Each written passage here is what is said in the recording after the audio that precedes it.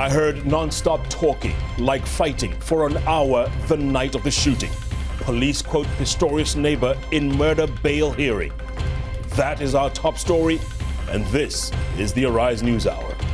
The defense says the witness was too far away to hear. We look at the second day of the hearings. There's still no decision on whether to free him.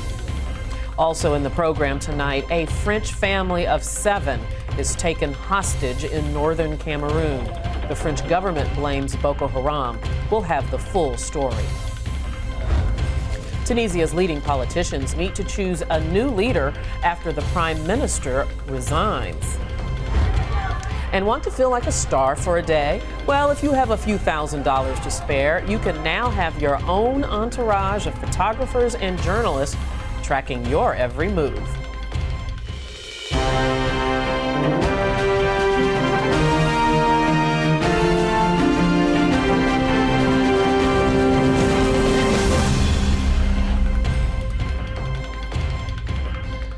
A neighbor who claimed to have heard arguing for an hour, another who heard shots, then screams, then more shots. The prosecution has been outlining more details in the Pistorius murder hearings, but the defense painted a very different story and cast doubt on several of the police allegations. It is the second day of the hearings to decide whether the Olympic gold medalist known as the Blade Runner should be freed on bail.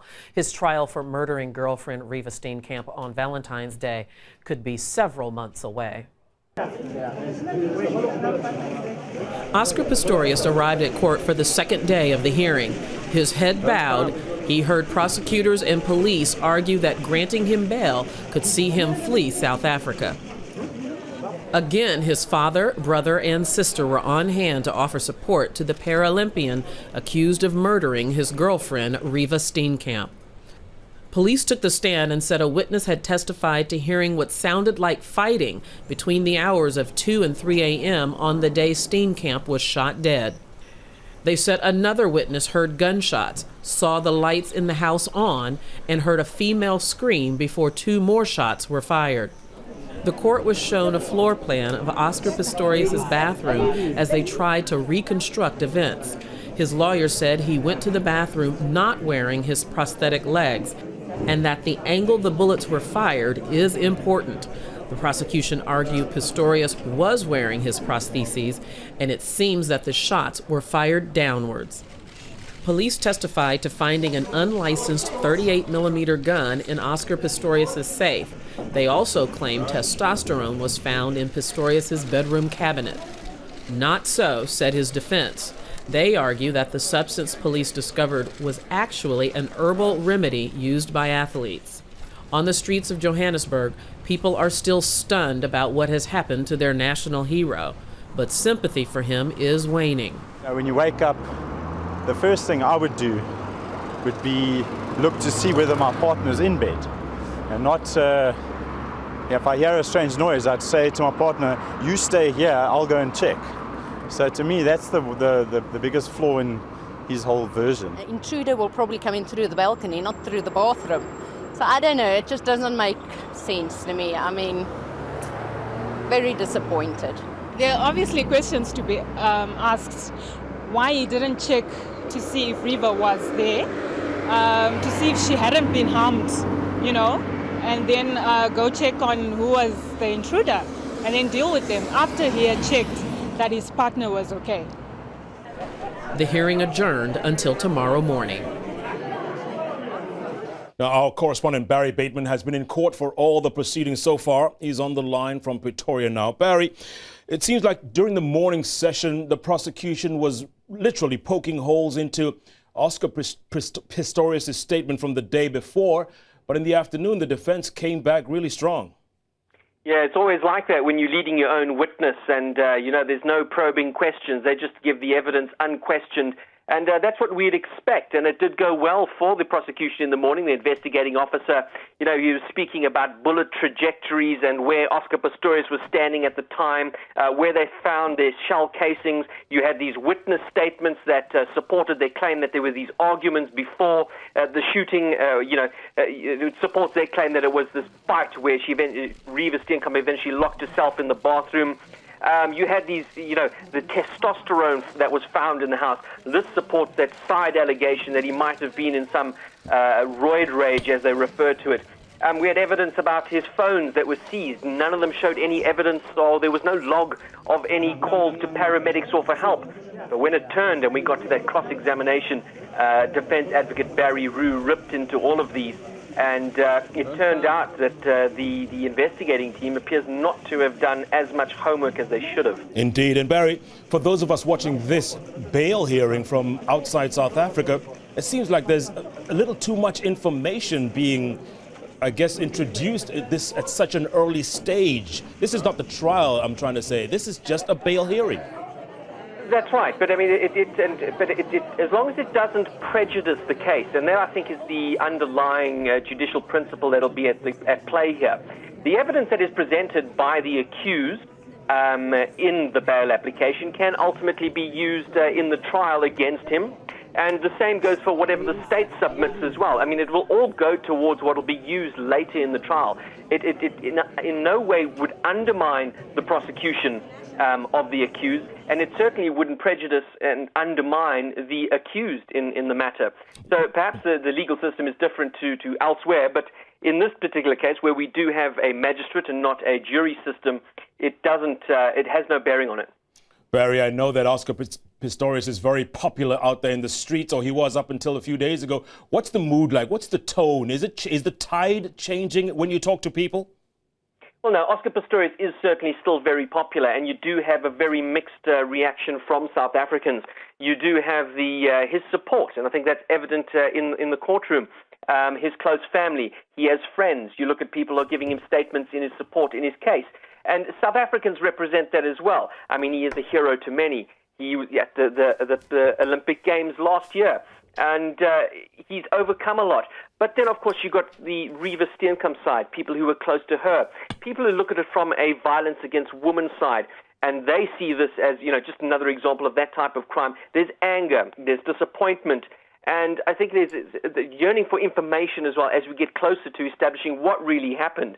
And certainly, by no means, he is still loved by many South Africans.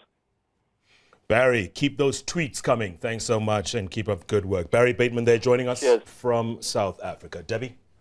And now to get some perspective on Pistorius' chances of getting bail and the way the case is starting to unfold, we're joined by South African criminal lawyer Tyrone Masiko on the line live from Johannesburg. Tyrone, thank you for being with us. Today was day number 2 of the bail hearing. They will start again tomorrow, number 3, and then perhaps even on Friday, number 4. Is it unusual for a bail hearing to go this long? Well, I suppose one has to put this in context. You got to remember that the case that has been brought against the accused is a very serious one of premeditated murder. And so there's a specific legislation which applies in this matter, and what it basically prescribes is that in such matters, the accused has to adduce evidence which justifies why he should be released on bail. Now, by necessity, that entails that one has to go into the merits of the matter to consider how strong the prosecution's case is, and certainly other factors which would then justify the accused being released on bail. So typically in such serious matters, it does happen now and again that bail hearings actually drag on. And as you've just mentioned, going into the merits of the case about whether or not he should be released on bail, and as my colleague mentioned, Jeff, just a moment ago, speaking with Barry Bateman, that it seems like both the prosecution and the defense are laying out great details about their case and their strategy. Is that expected?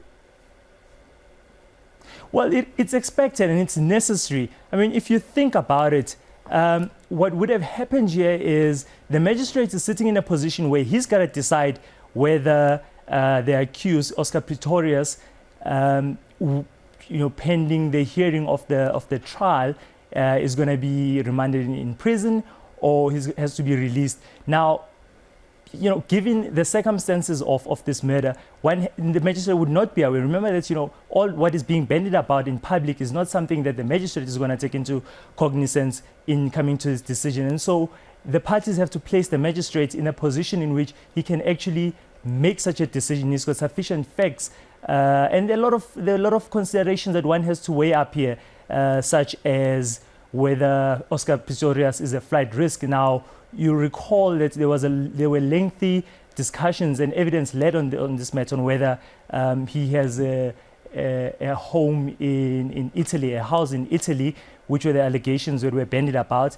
The defenses strongly refuted such and has said that the prosecution doesn't have any evidence that supports such a notion. In fact, they actually denied it. Now, all those factors need to be considered, because remember that ultimately what's at stake and what's being considered is whether the accused is going to in fact appear and attend trial. So if there is any possibility that he might flee and not attend trial, then that would weigh against him. So by necessity, one has to go into all these elements and actually discuss and the various arguments and the points of view of the different sides as to where they stand, and they have to motivate such, and ultimately the magistrate then will come to a decision. So yes, it is necessary to actually go into these lengthy arguments. Whether or not they prejudice the parties, I'm not so sure that it does, because essentially, what one is then required to do, and Oscar Pistorius in this matter, is to place his version of events on affidavit as he did yesterday,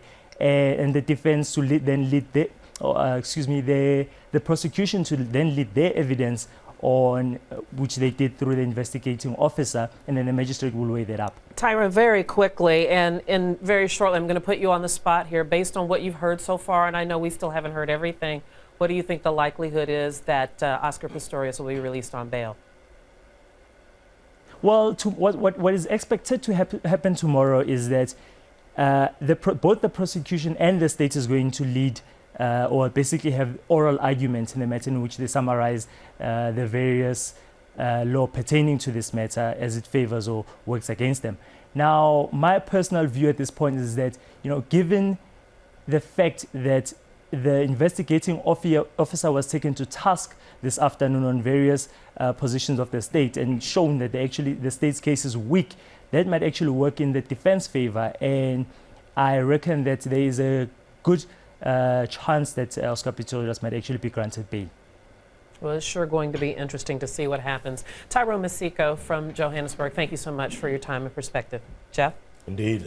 Now, to the business news and more mining woes. Our economics and business editor Michael Wilson here with that and many more business stories. Michael. Thanks, Jeff. Yes, this time from the world's third largest bullion producer, AngloGold Ashanti, which has announced a plunge in fourth quarter earnings as wildcat strikes at its South Africa mines and poor performance at one of its largest African operations cut into profits. $208 million was wiped off its profits by illegal strikes and work stoppages. Elsewhere, the global miner BHP Billiton has replaced its CEO Maris Kloppers as it tries to squeeze the best out of its assets after coming under pressure from investors failing to control spending, expensive acquisitions and allowing costs to spiral out of control. The announcement came as BHP reported a 43% slump in first half profits. Now, as the global mining industry enters what many see as a new era of austerity as the majors battle new low-cost arrivals, BHP's CEO joins a list of other senior executives who have parted company with their employers at Rio Tinto, Xstrata and Anglo American. Now, South Africa's key inflation rate has slowed to a 5-month low of 5.4%. Analysts had expected 5.7%, but also said that today's figure was just a temporary slowdown in an upward trajectory. South Africans are already feeling the pain of higher food and higher energy prices. When I go shopping, the price is too high. It's not like before. What you could have bought last year for 500, there's no way you can buy the same amount of stuff for 500 this year. And also there's no jobs in this country. The prices are not coming down. Everything is very expensive. Now we are going for Easter. Eggs are very expensive. Everything is expensive. So I don't know anymore what to do. People earning is very minimum and there's a lot of unemployment. So we have to look into a way where we can keep our food prices down, especially with the fuel prices going up. The food prices will never come down because most of the items are being transported from far distances. Clearly a lot of cost pressures. For more on the inflation rate, let's cross to our correspondent in Johannesburg, Siddy Bishop.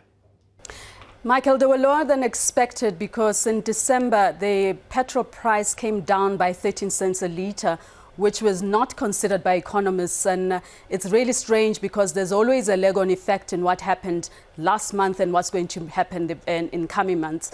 Also, the price of food has been weighted differently in the inflation basket. Normally, food would be weighed at 16.5%, but now it has gone to almost 16% in the inflation basket, which made food inflation to come out less than it had been expected. So how do you rate this recalculation of the various elements within the index? Does it reflect an accurate picture of what's going on, do you think?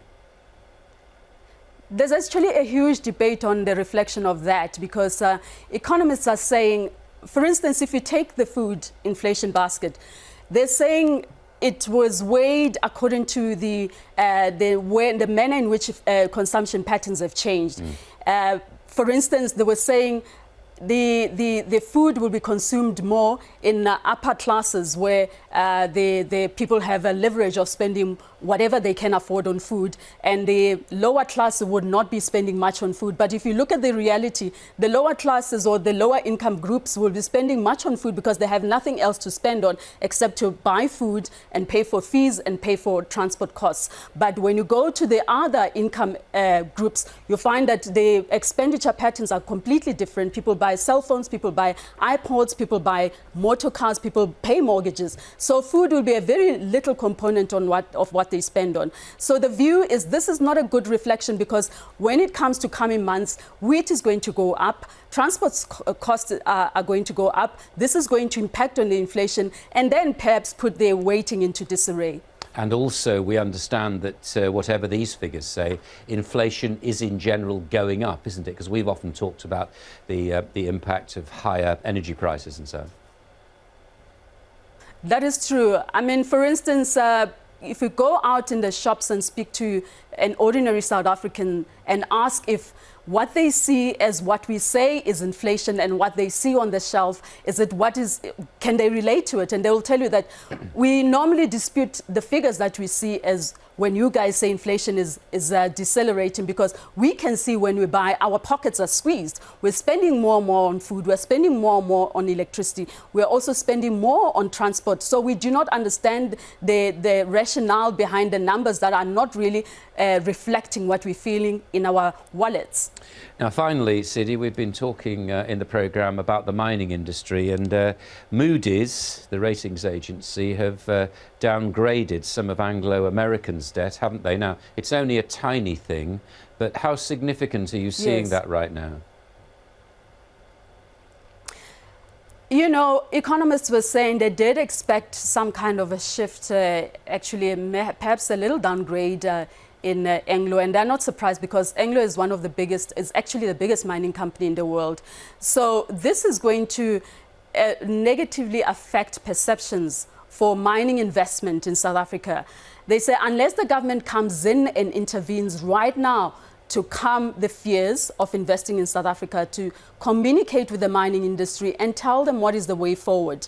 And as well, looking at labor disputes, the manner in which labor disputes are solved, that has to come in because it's partly one of the reasons that Anglo's earnings Anglo's earnings dropped. That is the reason why Anglo's profits dropped. They say if you fix the labor situation, if you fix the perception about investing in mining in South Africa, if you fix the tax situation in mining in South Africa, perhaps you'll allay the fears of investors and they can come in rather than looking from a distance on what's happening in South Africa.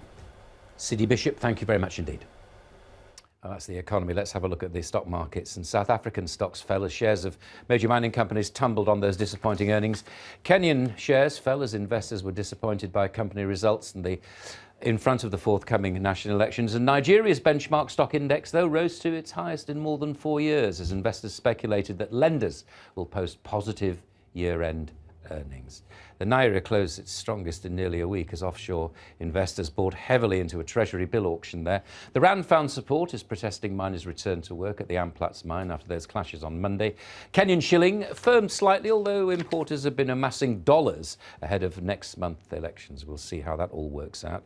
Gold futures slid to a 6-month low in the worst losing streak in more than a year as signs of economic improvement curbed the demand for a protection of wealth. Precious metals are always seen as a safe haven when worries set in. Platinum also suffered for the same reason. That's a little bit of business for now. Still to come. Investing in Africa's health.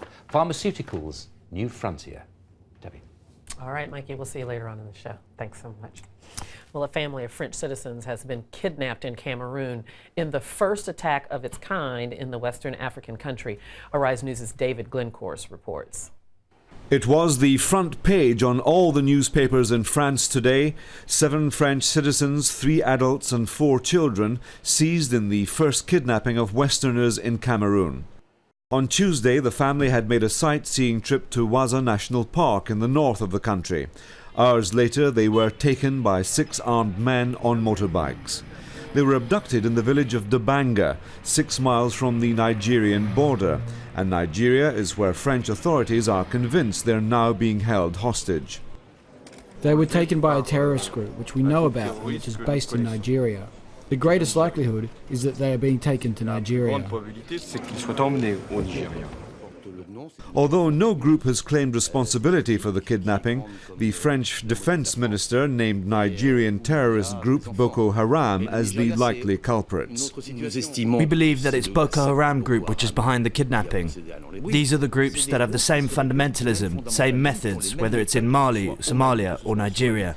And these are the groups that threaten our security. The Cameroon kidnapping comes just days after 7 foreign workers were seized from their compound in Nigeria. Boko Haram's splinter group, Ansaru, have since said it was behind that attack. Kidnapping foreigners and children is a marked departure for Islamic terrorists in Nigeria. Historically, they've concentrated on domestic targets and are infamous for bombing churches and killing politicians. President Hollande downplayed suggestions Tuesday's kidnapping was in response to the French intervention in northern Mali to oust jihadist militants. But Ansaru said last week its actions were in response to what it called the transgressions and atrocities done by the European countries in many places such as Afghanistan and Mali. As for Cameroon's French expat community, they're shocked by the kidnapping. Unfortunately, we were thinking we were sheltered here in Cameroon from these Islamist groups that we thought were further to the north, but unfortunately now we realise that there is a strong presence of these forces over here. Paris is now recommending French nationals leave the northern part of Cameroon as the search for the kidnapped family continues. David Glencorse, Arise News.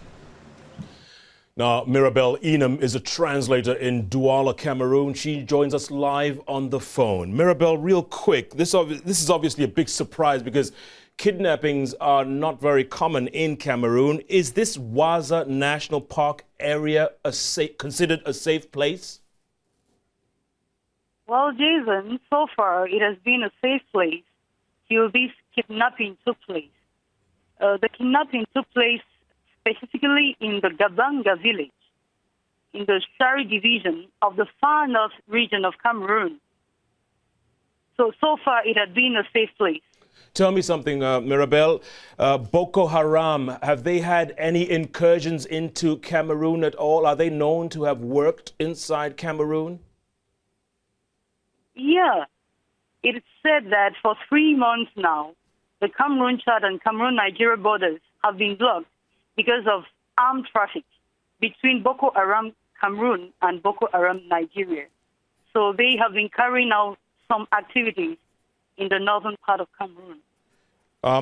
Could there be a connection between this and the 7 foreigners who were kidnapped by another group in Nigeria called Ansaro the other day? Could there be some kind of link, you think, Mirabelle? That I don't know, I'm sorry. Okay, so moving forward, what is the Cameroonian government doing about this? Are they sending any kind of advisories? What are they saying? Yeah, the B, or the Rapid Intervention Battalion, is at the site right now. And there is a kind of a manhunt because the Boko Haram have not yet been found. So the Cameroon government has gone out for a manhunt. Is there concern that because this family has such young children that the situation could be more dire, could get worse by the day, the longer they are held by Boko Haram? The people or the people living in the north and the far north of Cameroon are very scared, and there is kind of fear everywhere around now.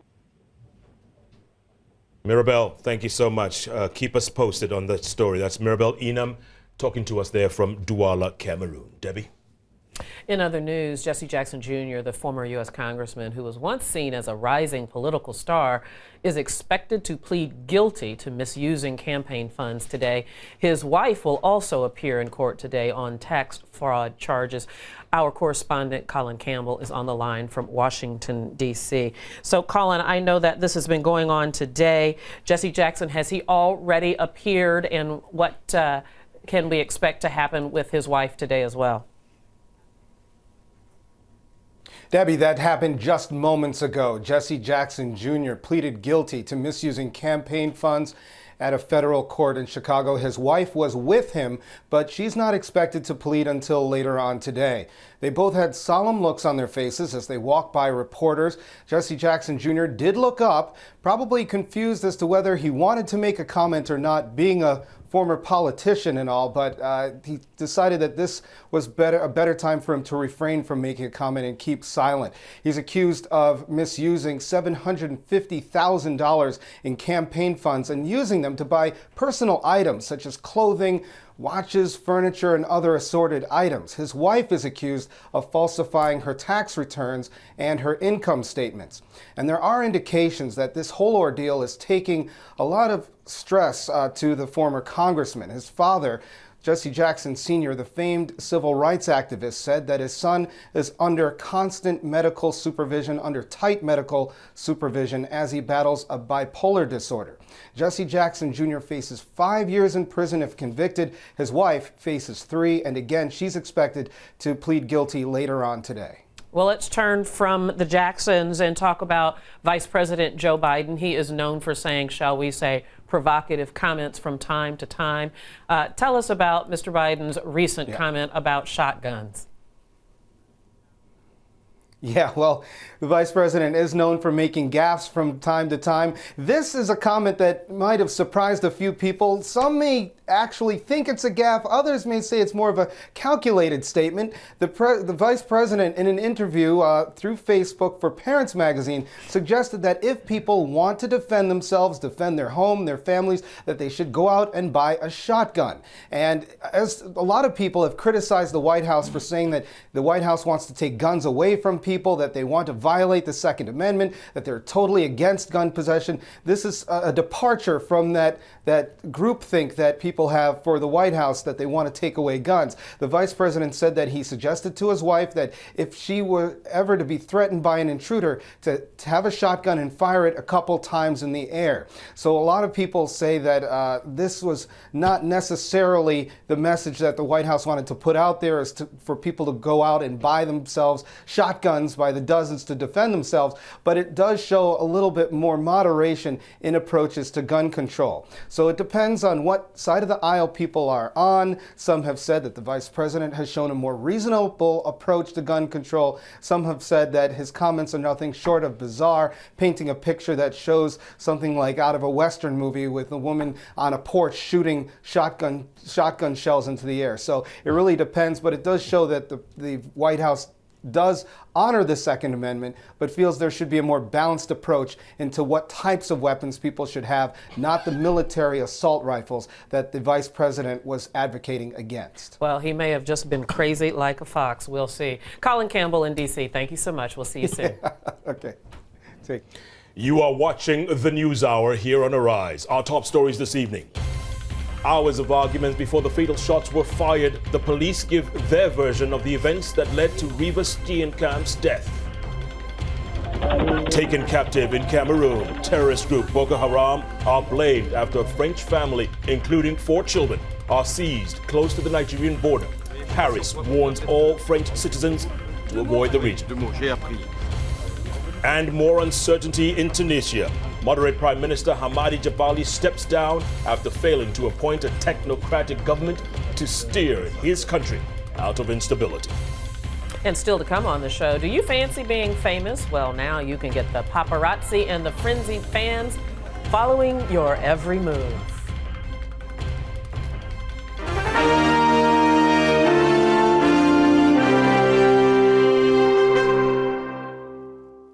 As you heard in our headlines there, in Tunisia today, high-level meetings to choose a new leader after the resignation of Prime Minister Hamadi Jabali.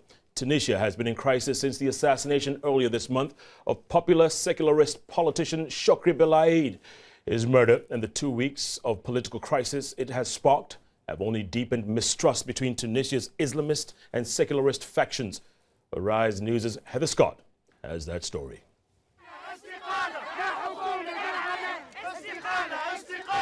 Shock and anger over the murder earlier this month of one of Tunisia's best-known secularist leaders. Chokri Belaid's wife Basma, seen here only 2 days after his assassination, calling for the immediate resignation of the Prime Minister. Yesterday, she got her wish. Hamadi Jabali had tried unsuccessfully to form a new non-partisan government, a government of what he called non-political technocrats, neither Islamist nor secular. I vowed that if my initiative did not succeed, I would resign and step down from the leadership of this government. This is what I have already done when I met with the President of the Republic. Seen here with Tunisian President Monsif Mazouki, Jabali called on his cabinet to ensure that the state continues to function. The resignation of the Prime Minister and the failure of this initiative does not mean the failure of Tunisia. It does not mean the failure of the revolution, God willing.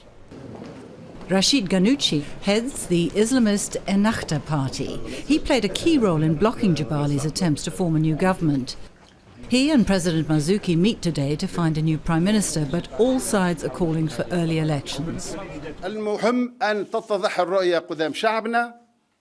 The most important thing is to clarify our vision to our people, to social and economic actors, and to national and international public observers. We will hold the elections and we will complete the writing of the Constitution.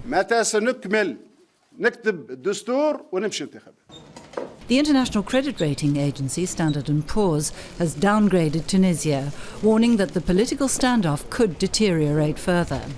Tunisia's paralysed economy could also lead to new mass protests and more violence. Heather Scott, Arise News.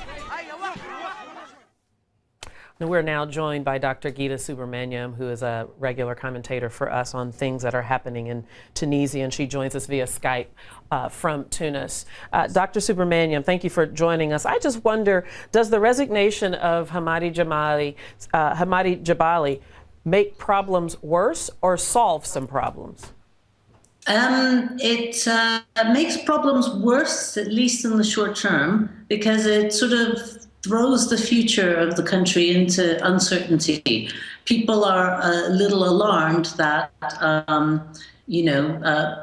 they don't know what's going to happen next. On the other hand, they feel like there's a politician there that they can trust. He's gained credibility through his move. And, a lot of the secular opposition, a lot of the civil society leaders, they're all lining up to back him and to show their support. We also know that Rashid Ghannouchi, who's the head of the Ennahda party, is in talks with Jabali about potentially, forming a new government or standing for elections or doing something, not completely leaving the party, even though he wasn't fully supported by the party. So there's a little bit of hope. There's a bit of hope that there's a credible leader that the people would see as credible now. And then there's also uncertainty about what's going to happen because he didn't get the support he needed when he wanted it. Now, is there any indication of who might replace him? No, that's very uncertain at the moment. What we do know is when the future prime minister comes in, he'll have 15 days to form his cabinet and try and gain the confidence of the National Constituent Assembly. But we don't really have an idea of who it might be next. I know that Jabali announced his resignation after a meeting with President Moncef Mazuki. Is there any sentiment that perhaps he was forced out? He had promised that he would resign if he could not put together this coalition government. So we know he had always said that. But is there any indication that he was pressured to make good on this promise? I don't think people feel that he was pressured, because if they felt he was pressured, he wouldn't have had such a sort of vote of confidence from different pockets of society. I think, though, it's they feel that he made good on his promise, which, you know, gives quite a lot of confidence. And what happens after this, of course, is up in the air. Well, we know you will keep following it, and we will keep following it with you as well. Dr. Geeta Subramaniam, thank you so much. Thank you. Jeff? And now for a roundup of the other stories in the news today. Yesterday we told you about the daring diamond heist at Brussels airport.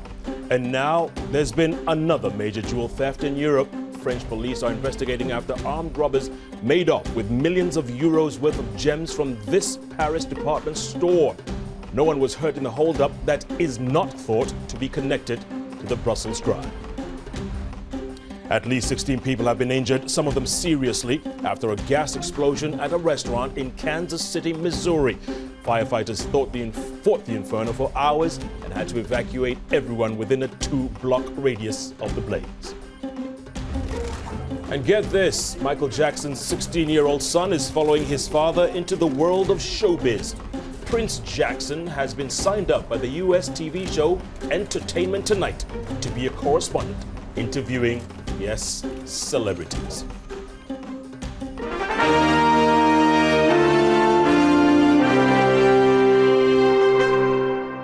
And now it's time for our economics and business editor, Michael Wilson, to give us the latest on the business and money moves. Mikey. Thanks, Debbie. Yeah, signs of improved global economic recovery lifted shares around the world to a 4.5-year highs, really. FTSE jumped up to a fresh live 5-year high, as I mentioned yesterday. A bright investor confidence survey from Germany and that rise in merger activity in the United States are still supporting the optimism. However, we'll be watching tomorrow's European Purchasing Managers Index, which will show whether or not the Eurozone recovery is keeping hold. Sterling fell relatively sharply after it emerged that the British Central Bank had considered printing more money and even cutting the base rate to try to stimulate the economy. Sterling fell to an 8.5-month low against the dollar, while the euro rose to a 16-month high. As I said yesterday, many market watchers are expecting sterling to decline further. On Wall Street, US stocks fell, but only marginally after investors mulled over the latest housing data, which showed new permits for construction rising to a 4.5-year high, but producer prices rising for the first time in 4 months. Thus, a mixed picture for the markets to contemplate. Now let's cross live to our US business editor, Andrew Schmertz in New York. And there seems to be, Andrew, a bit of growing outrage about cyber attacks in the United States. I mean, I have to say, I thought these were quite a regular event, but obviously not. What's the problem right now? Well, what I think is happening is companies are finally starting to speak out about it, and the Chinese government today is forcefully denying allegations that it engaged in a widespread series of cyber attacks on U.S. companies. The security firm Mandiant says that hundreds of companies, including the likes of Coca-Cola, were hacked, part of a sophisticated plan to steal corporate secrets. And Mandiant says that its investigation lays the blame right at the doorstep of an elite military group in China, in Shanghai. Now, the Chinese say, quote, they haven't done anything illegal here, but the Obama administration is not buying it. It says that cyber attacks is a major risk to national security. Now, on Friday, we were interested, weren't we, in the Heinz deal and so on, but I understand now the Securities and Exchange Commission is investigating that deal. What are they looking for, do you reckon? And the FBI, do you want to catch up with that investigation? Because now the FBI is involved. What both the FBI and SEC are looking at is a series of trades made from a Swiss bank account totaling about $1.7 million the day before the Heinz takeover deal was announced. Now, last week, Heinz announced a $23 billion takeover by Berkshire Hathaway and a Brazilian firm, 3G. That Brazilian firm has been accused of insider trading in the past, though its name is not surfaced yet in this investigation, but the trades deemed very suspicious. Now, finally, that diamond heist, it has implications for a US company, does it? Well, that's right. One of the companies that was charged with overseeing the diamonds is reporting that it may now face significant losses. Virginia-based Brinks says that its first quarter results will be severely impacted. It was charged with overseeing portion of the diamonds that were stolen. A total of about $50 million worth of diamonds were stolen. Brinks doesn't have the exact figure just yet. It says while its first quarter results will be impacted, overall for the year it won't be impacted so much. Obviously, however, this is certainly a reputational risk. If you are hired to secure the diamonds and you lose the diamonds, it doesn't look so good. Doesn't, does it, Andrew? Thanks very much indeed. Andrew Schmitz there in the United States. Now, healthcare is a growing area for investment in Africa, with pharmaceutical companies targeting chronic ailments like cancer and heart disease. By 2020, pharmaceutical company investment is expected to more than double from current levels to around $45 billion. By 2030, non-communicable diseases are expected to account for just under half of all deaths in sub-Saharan Africa. Well, with me now is Zachary Latif from TLG Capital, a company with private healthcare and pharmaceutical investments in Africa. Are these affordable companies? Because obviously there are different kinds of affordability in Africa, aren't they? Well, I think for now, and has been the case for the past decades, is that most of the drugs that have been coming to market are mass product drugs and are for less affluent diseases. I think right now we're seeing a trend and a shift as Africa gets more urban and the middle classes start to rise, and a shift away from the extreme south and the north of Africa into the more central and core regions such as Nigeria, Botswana, Kenya, and other such markets where there are more chronic diseases that are being associated with an increasingly Western lifestyle. Okay, so do you act as a sort of gateway for investment, therefore, into these companies? You don't actually manage them yourself, do you? We do. We don't necessarily manage them, but we facilitate and we also invest in these companies, such as a pharmaceutical plant in Uganda as well. So I think there's a growing and rapidly expanding market in pharmaceuticals, and that's why we're in that space, because, you know, to tap into it. Would you say there is increasing enthusiasm to get invested into Africa, these so-called frontier funds? I mean, they are good, the returns are good, but they are quite risky, aren't they? Absolutely. I think in terms of the time horizon, we all recognize, and Africa pharmaceuticals are now going to be one of the fastest growing markets in the world. However, it still only accounts for 0.6% of all global healthcare spending and pharma spending. So I think it's really a question of how long do you want to invest in the continent, how long do you want your investment to actually be there, and assessing the risks from a more practical perspective as well. However, the opportunity and the scope for growth is just tremendous. You have to be very careful about fake drugs, of course, don't you? Yeah, absolutely. They have to be all identified, don't they? How do you achieve that? I think the Chinese have got into a bit of trouble recently with that, but I believe, you know, you have systems and processes in place. A lot of the companies that we deal with have, for instance, the only pharmaceutical plant in Africa to be World Health Organized GMP standards. So you do get external certification as well to make sure that you're validated and you're not basically trading in, you know, counterfeit products. Very interesting. We'll keep an eye. I know you'd other companies as well in Frontier Funds. Zachary, very nice to talk to you. Thanks. Thank you very much indeed. More very interesting developments, obviously, in Africa there. Debbie? All right, Michael, Jeff? thank you so much. Hey, Michael. Going on right now is an interview with Oscar Pistorius' uncle, and we want to join now and hear what he has to say. This is Arnold Pistorius. Arnold Pistorius, correct. Let's see. Survive. He will have a tough time going forward, but he's a survivor. Without going into the merits of the case, because I won't do that, he seemed stronger this afternoon. Do you think he's glad his side of the story has now come out? I think one of the things, he only started to eat last night, and as far as I know, you know, and Emmy and Carl, the brother and the sister, they visit him. I haven't seen him for a couple of days now because we were busy trying to collect evidence, and the state has already given a public trial by leaking evidence. And so we've been busy all the time, but Carl and Emmy tell me that they sit with him. He spent a lot of time reading, especially reading his Bible, as his mother has taught him. He asked for a Bible. Yeah. He asked for a Bible, and Sheila, his mother, was extremely religious. That's perhaps the wrong word. She was a genuine Christian and a fun Christian, and that's why the kids will pull this through. You said that the state had conducted a public trial. Are you unhappy with the way they've handled things? You know, I would say the case is going, and you can judge for yourself.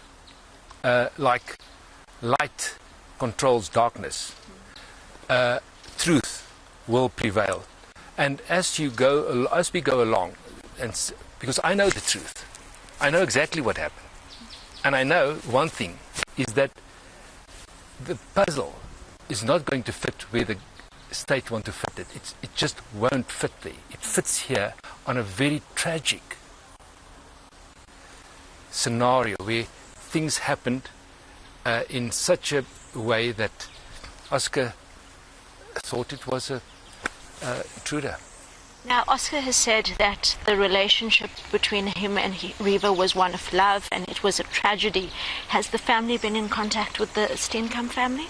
We have been in contact with the Steenkamp family, and we've sent our condolences, but we also respect their privacy, and we must also give them time to work through this tragic moment, and we're respecting that.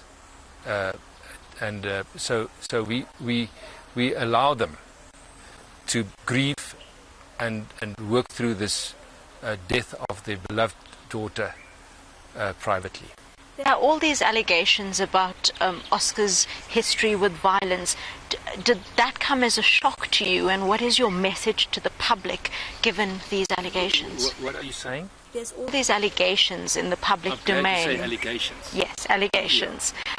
But those allegations, did it come as a shock? Is this the Oscar that you know? Those allegations doesn't come as a shock because they're allegations. They're just not true. I mean, that is it. He's not a violent person. He's a peacemaker. He's always been a peacemaker. And that's his nature. He looked tough, and he looked like the superstar, and hold himself in public domain. But he's actually a very, very kind, soft person. In terms of the way forward for Oscar, I'm sure this process is taking its toll on him mentally and physically. Do you think he will still get back onto the track and have a future? Well, I can tell you this, that Oscar, with his character, is able to work through this, and the world will see a different Oscar. That's for sure. Nobody can be the same ever again if such a tragedy comes over your life. But he will bounce back and be greater than ever. Mr. Pistorius, you're standing by your nephew. Thank you for your time. Thank you very much.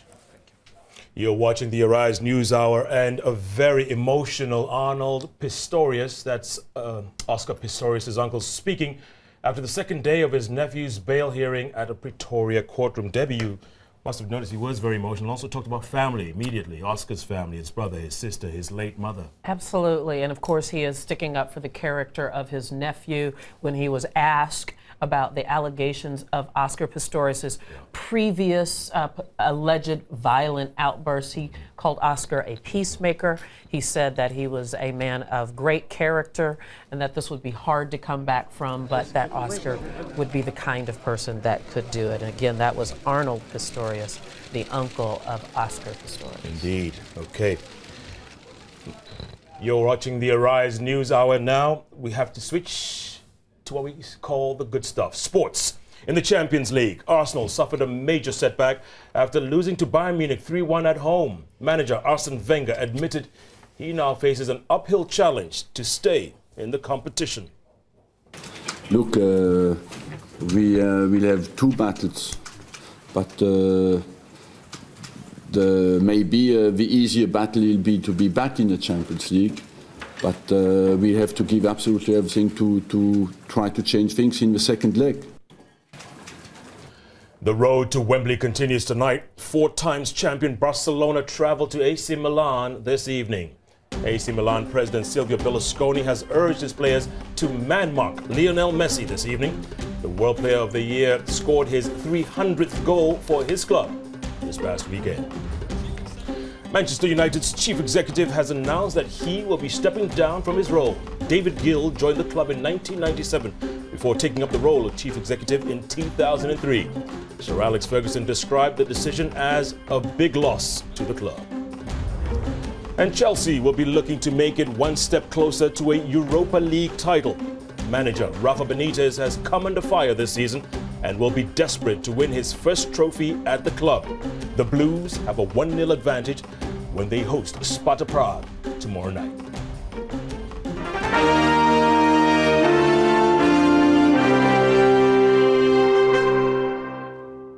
And our intrepid sports reporter joins us. Ife Fatanasi is here in the studio. Ife, so it looks like Arsene Wenger really has an uphill battle for him. Can he really turn it around? Well, people are saying no. They were at home last night. They lost 3-1 to Bayern Munich. It's going to be a hard deficit to overturn. They've got to go to Germany in a fortnight's time to try and overturn that deficit. People don't believe they can do it. This is really piling on the pressure for Arsene Wenger. They've been called for him to resign or to be sacked over the last few months. Over the last few seasons. But this season, those calls are getting louder. And what happened last night has just compounded those calls. They have not won a They've not won a trophy at the club for like nearly 8 years. They were dumped out the FA Cup by Blackburn over the weekend. They were knocked out the Capital One Cup by League Two side Bradford, which was embarrassing. And they're 21 points behind Manchester United, who are the current Premier League leaders. So the Champions League is their final chance. And I was talking to one of my sporting colleagues this morning. He said, well, about their chances, never say never, but it's not going to happen. So that's pretty much the sentiment that people have for Arsenal's chances at the moment. They're going to end up without a trophy. If even though they say that he is the best manager that Arsenal ever had, will he survive this season? Can he survive the rest of the season? 8 years without a trophy. I mean, Abramovich gets rid of his managers when they haven't even, they can't even get through the Champions League. So it's.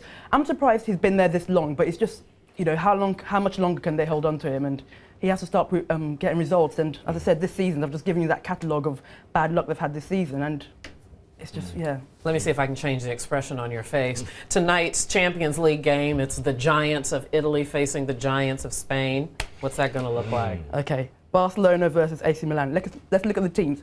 Barcelona, current champions of Europe. They're defending their title. They are top of their league. They are ahead of closest rivals, Real Madrid by 13 points. They're leading completely versus AC Milan. AC Milan haven't won a title in a while. They're 4th place in Serie A. I know where my money's going. And really, so does the coach of AC Milan, because he came out today to say, my team are not going to be sacrificial lambs to Barcelona. So he obviously knows what people are thinking. And as you mentioned earlier, so does Berlusconi, who's told his team to man-mark Lionel Messi. As you said, Lionel Messi scored his 300th goal for Barcelona this weekend. But it didn't even stop at 300. He's actually currently has scored 301 goals for Barcelona. So, he's one of those players where you can't say, oh, he's on form at the moment. He's always on form. So, if you work it out, he's been at the club 9 years. That's about 30 goals every season for Barcelona. So they did very well when they signed him, and we'll see what happens. That's what we call a beast. Unstoppable beast. Ife Fatanasi, thank you so much. We'll see you again soon. Well, it is a grueling mixture of rock climbing, cross-country skiing, and endurance. It's called ski mountaineering and has been gaining in popularity for years now. After the recent World Championships, supporters say it's now poised to enter the big time. Jerome Evans reports. It's one of the less well-known winter sports, but those involved in ski mountaineering say its time may now have come. Here in France, which has just hosted the World Championships, up to 100,000 people are said to be involved. The principles of the sport are simple enough, though putting them into practice can be a challenge. Competitors set off together on ultralight skis over a course that involves some demanding climbs as well as downhill sections. Skis are strapped to the back during the tougher ascents, and some races take 2 hours to complete. You need to be in very good physical condition because it's mainly an endurance sport and a challenging one. So you need to be in good physical condition, but you also need a very good technique, both for climbing and for the descents. Indeed, ski mountaineering is almost all off-piste, and though it calls for a high level of skill, it's been growing steadily in popularity for some 10 years now, with better materials and cheaper costs helping it become more accessible. Once you get into competitions, it's a whole other ball game where you need to be in incredible physical condition. It's very demanding. But as a pastime, it's adaptable. You can take less difficult courses which go through some beautiful scenery, through forests. There's something for all ages. It's a very accessible sport and completely cross-generational. And with more and more countries taking part, fans are hoping ski mountaineering is now poised to enter the big time. The sport's governing body is about to submit a bid to the International Olympic Committee with the aim to make ski mountaineering an Olympic sport in time for the 2022 Winter Games. Jerome Evans, Arise News. Now, most of us know that when there's a celebrity around, then a member of the paparazzi is not far behind. But what would it be like to have photographers follow your every move or your very own entourage? Well, now, for the right price, you too can see just what it's like. Jason Mansour's reports contains flash photography from the start. From music icons, TV greats and Hollywood royalty, the paparazzi are always there to capture the stars' every move. With their fame, glamour and riches, it's no surprise that many of us want to be just like them. And now we can be. All you have to do is hire your very own entourage. In Los Angeles, where nothing is what it seems, some companies are allowing their customers to experience fame Hollywood style, where money can buy you everything from fake paparazzi to your own adoring fans. It's the business of make-believe in a city that thrives on it. We provide security, paparazzi, an entourage, and of course, crowds of cheering fans. It always attracts attention. That's the one thing that our clients can be assured of, is whenever you're walking, the crowd typically doubles or triples in size. I like to say that nothing attracts a crowd like a crowd. So when you see photographers, when you see fans, when you see an entourage, you're gonna stop and stare. Even if you're not someone who's a big into celebrity spotting, it's always an interesting sight. You're gonna glance twice, and a lot of people will even come take pictures not even knowing who it is. Companies can hire up to 100 actors to play the role of your obsessed fan, and also professional photographers to pose as paparazzi. But as the saying goes, fame comes at a price. $3,000 in fact, that will get you your own group of fans. And if that's not enough, and you want to go for the more A-list celebrity experience, you'll have to dig deep and pay more than $10,000. So if you want to be the next Ben Affleck or Bradley Cooper, you won't need the fame and glamour to be papped, but at those prices, you will need the riches. Jason Mansour, Arise News. All right, all of this begs one question. Who would want to pay for this? This is crazy. Celebrities go to court, they beat up photographers to try to not have this. Yeah, now you want to pay them to follow you and, oh, no, forget about it. But you have no problem with this, right? They're always following you. Right, no, I'm in the way because they're following you. All right, on to other matters. Let's talk about our First Lady in the United States. Mm-hmm. You know, when Michelle Obama had her hair cut last month, it made news around the world. It even threatened to overshadow her husband's inauguration. But now the First Lady has finally revealed why she added fringe to her hairstyle, or bangs, as we call them in the United States. The bangs entered through my Twitter account. And I tell people that the bangs, I'm going to be 50 next year, okay? You look gorgeous. And it's all the apples. It's the apples, but this is my midlife crisis, the bangs. I couldn't get a sports car. They won't let me bungee jump, so instead I cut my bangs. So you went for the bangs. You're still in charge. You're the boss of your hair. So tell the truth. Do you like the bangs? No. I like the old Michelle. Well, she's not a new Michelle. Well, she just has a I don't like the haircut. bangs. You know, what do you think, Mikey? I don't like them at all. No, I think it looks rather strange. you could do with a fringe, but you've got to grow a bit. I mean, could you get one a bit forward there? It's just a thought. But have you had a fringe? I mean, I personally don't like them. I'd like to see a nicely bangs. Yes. Sorry, bangs. Yes. But it's very easy to change. You don't like the bangs, you just brush them to the side. Yeah, I suppose. You know, I think we'll see her back to her old hairstyle. Stay as lovely as you are, my dear. Oh, and I think thank you. And I think we'll see you guys tomorrow. All right. Same time, same place. With or without bangs? Good night.